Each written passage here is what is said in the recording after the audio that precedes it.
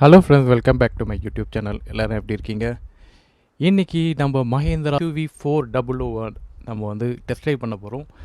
இது மார்க்கெட்டுக்கு வந்து கொஞ்ச நாள் ஆயிடுச்சு, பட் நான் இன்றைக்கி தான் டெஸ்ட் ட்ரைவ் பண்ணுறேன். இது மாதிரி நிறைய எலக்ட்ரிக் வெஹிக்கிள்ஸ், அதாவது எலக்ட்ரிக் கார் மார்க்கெட்டில் நிறைய லான்ச்சஸ் இருக்குது. சரி, நம்ம ஒன்று ஒன்றா போகலாமே, மஹேந்திராலேருந்து ஆரம்பிக்கலாமே அப்படின்னு சொல்லி இன்றைக்கி நான் மஹேந்திரா XUV400 நான் உங்களுக்காக டெஸ்ட் ட்ரைவ் பண்ணி பார்க்குறேன். இல்லை நிறைய இன்ட்ரெஸ்டிங் ஃபீச்சர்ஸ் இருக்குன்றாங்க. இன்னொன்று என்னென்னா, இந்த மஹேந்திரா XUVயில் நிறைய ரேஞ்ச் கிளைம் பண்ணியிருக்காங்க. அதுவும் வந்து நம்ம இன்றைக்கி பேச போகிறோம். இந்த காரை பொறுத்த வரைக்கும் 2 வேரியண்ட்டில் வருது. ஒன்று வந்து EC அப்புறம் EL அப்படின்னு 2 வேரியண்ட்டில் வருது. 2 வேரியண்ட்லேயும் மேஜராக பார்த்திங்கன்னா உங்களுக்கு ரேஞ்சு டிஃபர் ஆகும், பேட்டரியில் கொஞ்சம் டிஃபர் ஆகும். சரி, ஸ்பெசிஃபிகேஷன்லேருந்து போவோம். ஸோ ஓவரால் டைமென்ஷன் எப்படி இருக்குது அப்படின்றத பார்ப்போம். டைமென்ஷன் வைஸ் பார்த்திங்கன்னா உங்களுக்கு லென்த்து 4200 mm வரும். வித் வந்து 1821, ஹைட் வந்து 1634 mm height, and wheel base 2600 mm wheel base. இது என்ன சொல்கிறாங்கன்னா, டாட்டா நெக்ஸானோட இதோட வீல் பேஸ் வந்து கொஞ்சம் ஜாஸ்தி அப்படின்னு சொல்கிறாங்க. ஸோ உள்ளே வந்து உங்களுக்கு இட வசதி ஜாஸ்தியாகவே இருக்கும் அப்படின்றது நல்லாவே தெரியுது. இந்த வண்டியோட மோட்டார் அண்ட் பேட்டரி ஸ்பெசிஃபிகேஷனை பற்றி பார்ப்போம். ஸோ இதில் கொடுத்துருக்க மோட்டர் பார்த்திங்கன்னா உங்களுக்கு 110 கிலோவாட்டு, அது வந்து 150 PS பவர் வெளிப்படுத்துது. டார்க் வந்து 310 Nm டார்க்லாம். இதோட பேட்ரி சைஸ் அப்படின்னு பார்த்தீங்கன்னா EC வேரியண்ட்டில் 34.5 கிலோவாட்டு உங்களுக்கு பேட்ரி, அண்ட் EL வேரியண்ட்டில் பார்த்தீங்கன்னா 39.4 கிலோவாட்டு உங்களுக்கு பேட்ரி கொடுக்குறாங்க. இதே டாட்டா நெக்ஸான் மேக்ஸ் பார்த்தீங்கன்னா உங்களுக்கு 40.5 கிலோவாட்டு உங்களுக்கு பேட்ரி வருது. ஆனால் இதில் கொடுத்துருக்க பேட்ரி இந்த மஹேந்திரா XUV400ல் லித்தியம் அயன் தான் யூஸ் பண்ணுறாங்க. ஆனால் டாட்டா நெக்ஸானில் பார்த்திங்கன்னா உங்களுக்கு LFP பேட்டரி வந்து அப்டேட் பண்ணியிருக்காங்க. ஸோ அது வந்து டாட்டா நெக்ஸானில் கொஞ்சம் அட்வான்டேஜ் அப்படின்னே சொல்லலாம். ஸோ இதில் கொடுத்துருக்க ரேஞ்ச் வைஸ் பார்த்தீங்கன்னா உங்களுக்கு EC வேரியண்ட்டில் 375 கிலோமீட்டரும், EL வேரியண்ட்டில் 456 கிலோமீட்டர் ரேஞ்சும் வந்து கிளைம் பண்ணுறாங்க. பட் உங்களுக்கு ஓவரால் ரேஞ்ச் அப்படின்னு பார்த்தீங்கன்னா ரெண்டுத்துலேயுமே ஒரு 300 கிலோமீட்டர்லேருந்து 350 கிலோமீட்டர் வரைக்கும் ரேஞ்ச் எக்ஸ்பெக்ட் பண்ணலாம் அப்படின்னு சொல்கிறாங்க. இந்த வண்டியோட கிரவுண்ட் கிளியரன்ஸ் பார்த்திங்கன்னா உங்களுக்கு 200 mm உங்களுக்கு ground clearance, and boot space வந்து 378 லிட்டர்ஸ் வந்து பூட் ஸ்பேஸ் கொடுத்துருக்காங்க. உள்ளே வந்து நம்மளால் ஒரு சார்ஜர் பார்க்க முடியுது. ஸோ இதில் கொடுத்துருக்க சார்ஜர் 3 டைப் ஆஃப் சார்ஜர் கொடுத்துருக்காங்க. போர்ட்டபிள்லேயே பார்த்திங்கன்னா 3.3 கிலோவாட்டும் 7.2 கிலோவாட்டும் உங்களுக்கு சார்ஜர் அவைலபிள் ஆப்ஷனாக இருக்குது. அண்ட் இந்த 3.3 கிலோவாட்டில் அப்படின்னு பார்த்தீங்கன்னா உங்களுக்கு கிட்டத்தட்ட 10 மணி நேரம் கிட்ட சார்ஜ் ஆகும் அப்படின்றாங்க. அதே 7.2ல் பார்த்திங்கன்னா உங்களுக்கு 6 மணி நேரத்துக்குள்ளே உங்களுக்கு சார்ஜ் ஆகிடும் அப்படின்னு சொல்கிறாங்க. ஃபாஸ்ட் சார்ஜிங்கில் எவ்வளோ பண்ண முடியும் அப்படின்றத அந்த டேட்டாவை நான் இங்கே போடுறேன். அண்ட் இது வந்து 50 கிலோவாட் சார்ஜர், அதாவது 50 கிலோவாட் DC சார்ஜரும் உங்களுக்கு சப்போர்ட் ஆகும். ஸோ நீங்கள் வெளியூர்லாம் போகிறீங்க அப்படின்னும் போது நீங்கள் DC சார்ஜரில் நீங்கள் ஈஸியாக நீங்கள் சார்ஜ் பண்ணிவிட்டு நீங்கள் டாப் அப் பண்ணிவிட்டு போயிட்டு. பூட் ஸ்பேஸை பொறுத்த வரைக்கும் நல்லா டீப்பாகவே கொடுத்துருக்காங்க. அதனால் நல்ல இட வசதி இருக்குது. அண்ட் இதில் வந்து 60-40 ஸ்ப்ளிட் சீட்டும் கொடுத்துருக்காங்க. அது வந்து ஒரு கூடுதல் அட்வான்டேஜ் அப்படின்னு நம்ம சொல்லலாம். நம்ம ரியர் சீட் கம்ஃபர்டபிலிட்டி எப்படி இருக்குது அப்படின்னு பார்ப்போம். உள்ளே வந்து நானும் என் பையனும் உள்ளே ஏறணும். ரியர் சீட் கம்ஃபர்டபிலிட்டியை பொறுத்த வரைக்கும் எனக்கு பிடிச்சது. ஓகே, நல்லாவே ஸ்பேஷியஸாகவே இருக்குது அப்படின்னே சொல்லலாம். ஏன்னா அந்த 2600 mm நமக்கு வந்து வீல் பேஸ் இருக்கிறதுனால நல்லா ஈஸியாக கன்வீனியண்ட்டாகவே இருந்தது.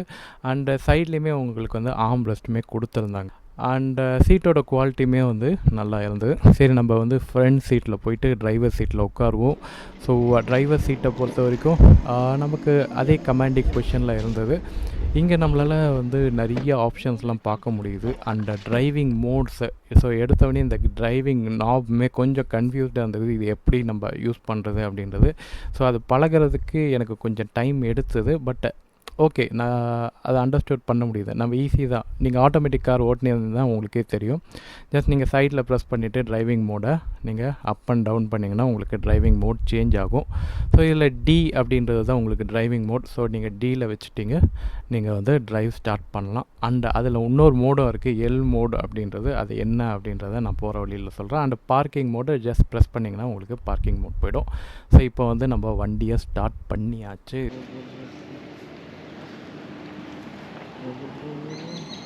ஸோ வண்டி உள்ளே ஏறியாச்சு. வண்டி வந்து அப்ரைட் பொசிஷனில் இருக்குது. நல்லா வந்து உங்களுக்கு கிரவுண்ட் கிளியரன்ஸ் நல்லா இருக்கிறதுனால உங்களுக்கு கமாண்டிங் பொசிஷனில் இருக்குது. ஸோ உங்களுக்கு போனட்டோட விசிபிலிட்டி நல்லாவே தெரியுது. ஸோ இந்த இதில் 3 மோடு இருக்குது அப்படின்றாங்க.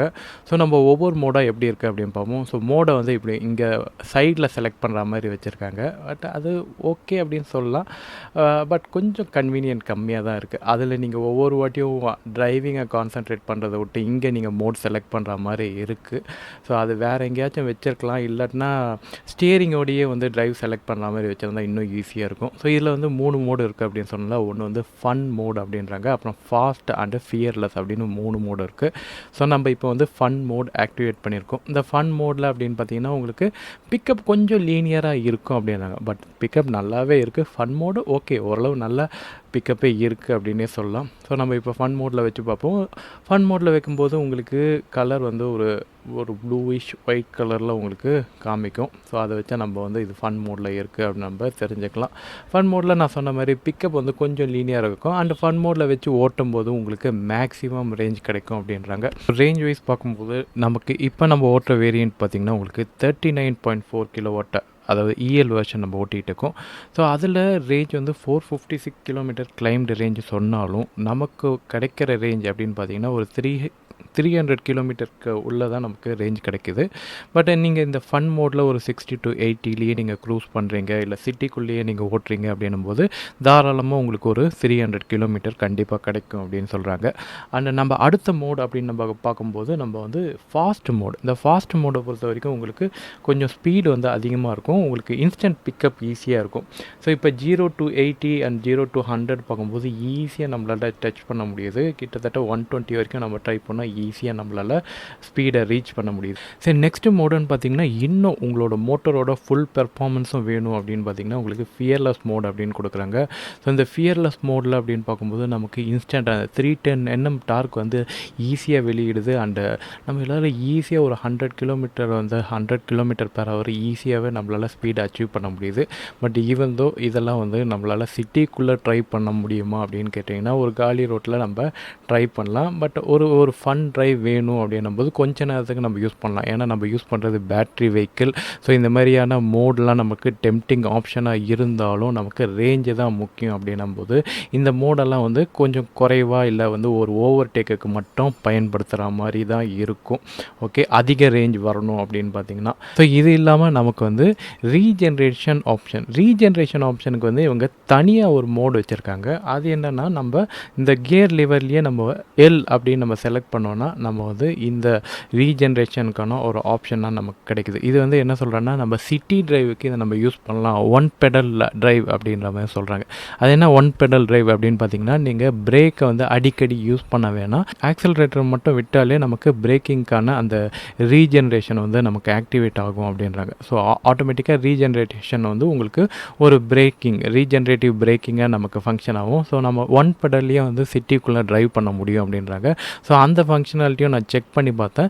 ஸோ சிட்டிக்குள்ளே ஓட்டுறதுக்கு நமக்கு ரொம்ப ஈஸியாகவே இருந்தது. அண்ட் இதில் ஒரு விஷயம் என்னென்னா நமக்கு ரீஜென்ரேஷனில் இந்த டாட்டா நெக்ஸான் காராக இருக்கட்டும், இல்லை மிச்ச எம்ஜி ஈவியாக இருக்கட்டும், இதிலெல்லாம் வந்து நமக்கு ரீஜென்ரேஷனுக்கான பவரை வந்து நம்மளால் செலக்ட் பண்ண முடியும். சாஃப்ட்டு, ஹார்டு அந்த மாதிரி நம்மளால் செலக்ட் பண்ண முடியும். அதுக்கு ரீஜென்ரேட்டிவ்க்குன்னே ஒரு 3 மோடெலாம் கொடுத்துருப்பாங்க. பட் இதில் பார்த்திங்கன்னா ஒரே மோடு தான் ரீஜென்ரேட்டிவ் அப்படின்ற ஒரு மோடு தான் இருக்குது.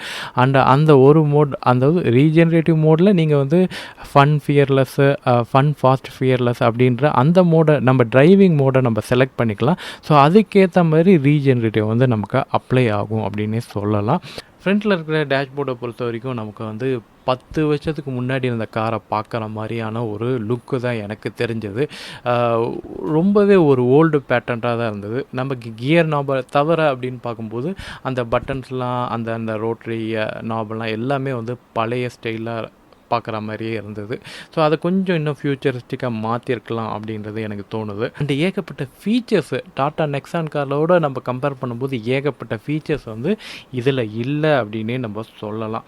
சரி, என்னென்ன ஃபீச்சர் நமக்கு இதில் இல்லை அப்படின்னு பார்த்தீங்கன்னா ஆட்டோமேட்டிக் கிளைமேட் கண்ட்ரோல் இல்லை, வென்டிலேட்டட் சீட்டு இல்லை, ஒயர்லெஸ் ஃபோன் சார்ஜர் இல்லை, ரியர் ஏசி வெண்ட்டு இல்லை.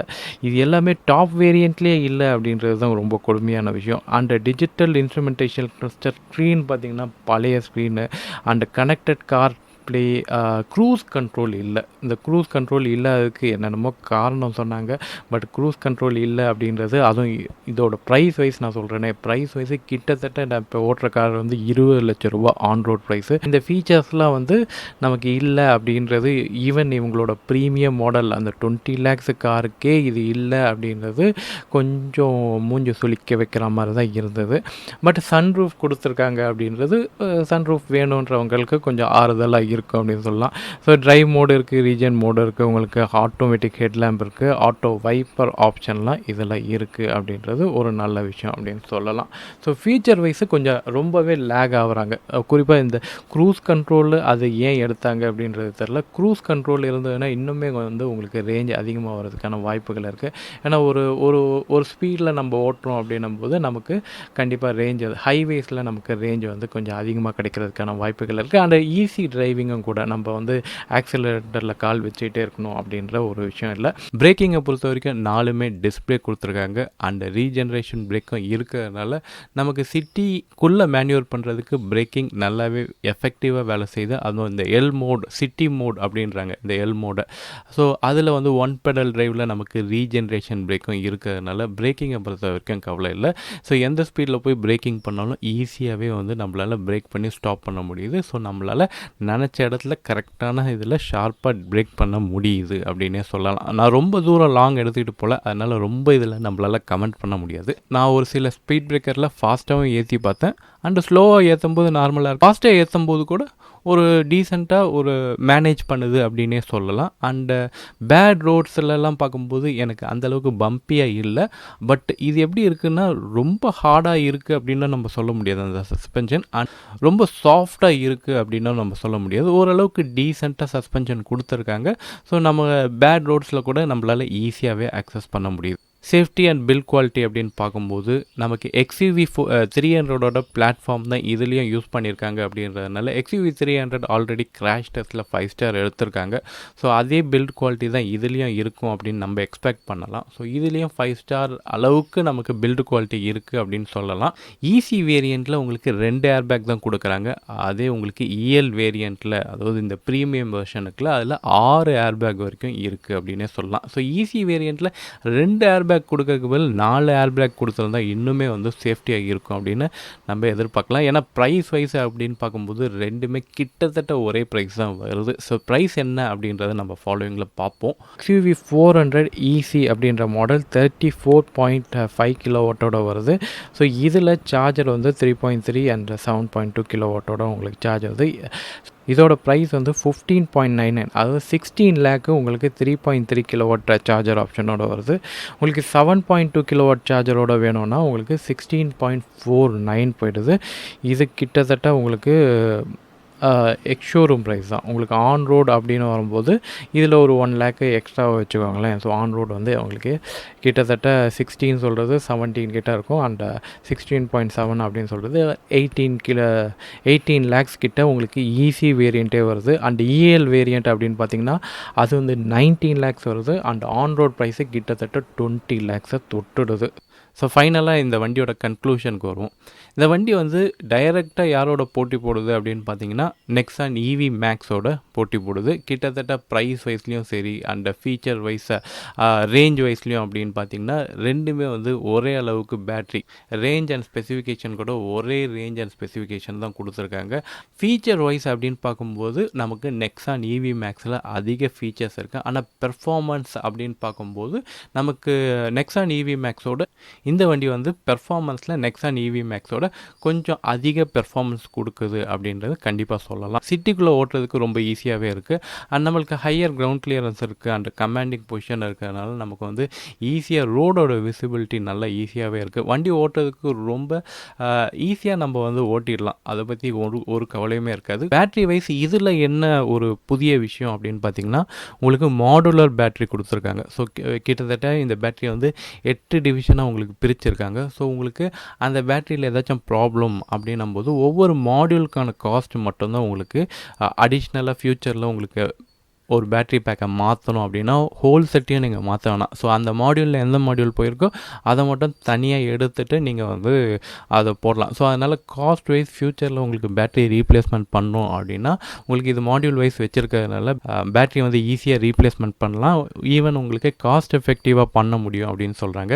அண்ட் 8 வருஷம் உங்களுக்கு பேட்ரி அண்ட் மோட்டார் ரெண்டுத்துலேயுமே வந்து உங்களுக்கு 8 வருஷம் வாரண்ட்டி கொடுக்குறாங்க அப்படின்னும்போது ஒரு அதிக காலம் வந்து ஒரு ஈவியை நம்மளால் ஓட்ட முடியும் அப்படின்றது இதனால் நமக்கு தெரிய வருது. ஸோ 2 பேருமே ஈவன் டாட்டா கூட உங்களுக்கு 8 years for motor and battery கொடுக்குறாங்க. ஸோ ஈவியை பொறுத்த வரைக்கும் நமக்கு அதிக வாரண்ட்டி இருக்காது அப்படின்றது நம்மளுக்கு safer side. So finally Mahindra XUV400 பற்றி நீங்கள் என்ன நினைக்கிறீங்க? வேல்யூ ஃபார் ப்ரைஸ் ப்ரப்போர்ஷனில் தான் இருக்கா இல்லையா அப்படின்றத நீங்கள் சொல்லுங்கள். மேற்கொண்டு நிறைய காரணம் நம்ம ரிவ்யூ பண்ணுவோம். ஸோ ஐ ஹோப் இந்த வீடியோ உங்களுக்கு பிடிச்சிருங்கன்னு நம்புகிறேன். இந்த வீடியோ பிடிச்சிருந்தா லைக் பண்ணுங்கள், ஷேர் பண்ணுங்கள், மறக்காமல் சப்ஸ்கிரைப் பண்ணுங்கள். Okay, take care, bye by.